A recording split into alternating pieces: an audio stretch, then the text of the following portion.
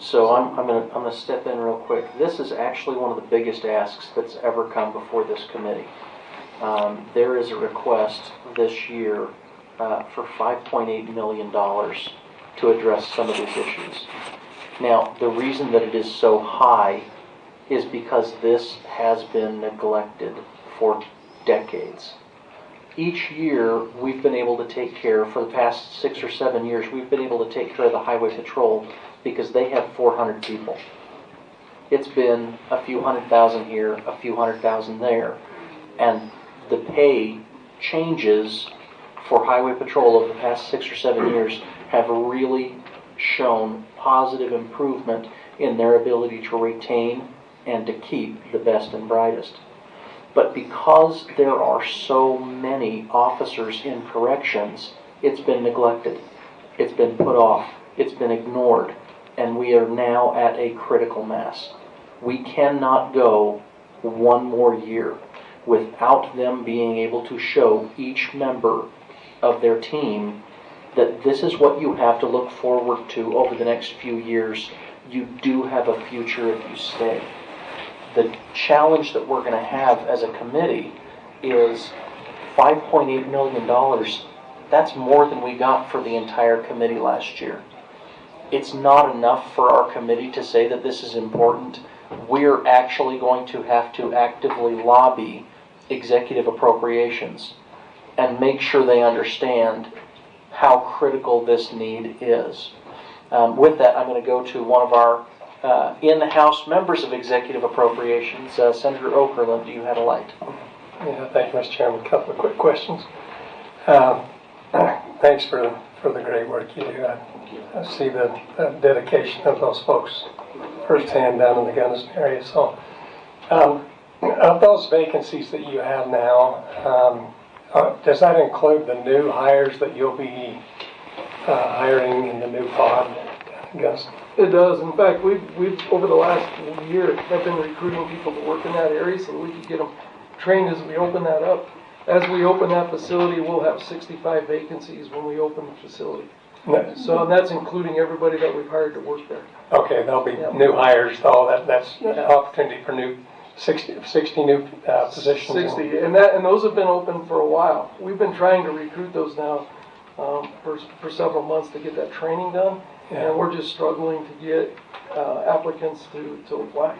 I was trying to remember the appropriation that we did last year. The increase. What did that do to the structure? How much of an impact did that have on? Not from a morale standpoint. I'm talking about how much per dollar kind of a raise did it allow you to be able to get. Boy, 60 is what they say. It's about 71 cents. So, what would happen to if we were able to get 5.8 million? And we'll see. It's going to be tough. It's a tough ask, as you know, but we certainly understand the need. What would that do for us? Well, it's significant. The key is that it's a pay plan that all the other law enforcement agencies, correction agencies across the United States have, where there's an incremental increase every single year. That's what leads to the number here where you see 60% of current correctional officers have less than 5 years.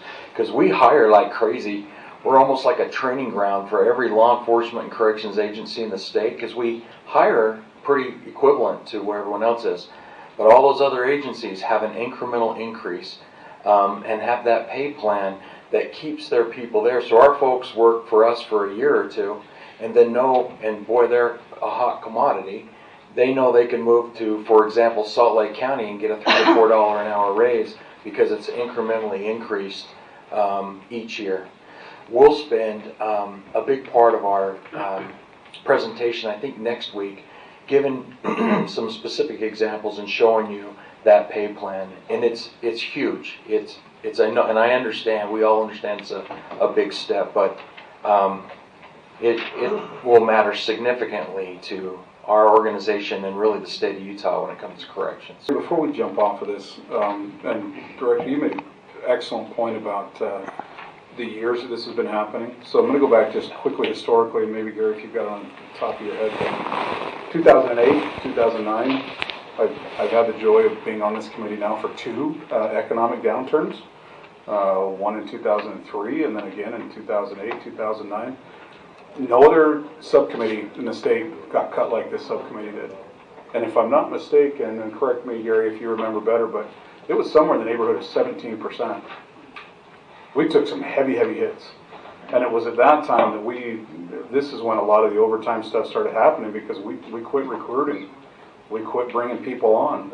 You don't take a 17% cut on a budget like this without hitting the bone in 2 or 3 places. And then you look at the historical growth that we've had coming back, and quite frankly, when you look at where we were pre-08 and then where we are now, and you just consider simple things like inflation rates, it's been 5 or 6 years that we've just kind of struggled our way along through this thing. And hats off to you guys for managing your way through it. Hats off for the effectiveness of the facilities and the programs. But as times have come back, it's always historically hard to go to the rotunda and hold a rally for increased funding for corrections. Nobody shows up. And so we have to fight particularly hard in this committee to get funding for things like this, because it's important, but it's not necessarily exciting. And I just wanted to put some historical context around that there's other agencies that came back a lot quicker because their cuts were much smaller. And these guys have had, and obviously not whining about it, so I'll whine for them. It was brutal what those cuts were. And then we've been trying to crawl our way back from that, and we're not really back yet. So I appreciate you guys being optimistic and not too catastrophic about the challenges you've had to go through. But the committee needs to know they have been significant, and they're still dealing with impacts that happened 5 or 6 years ago. So thank you, Mr. Chair.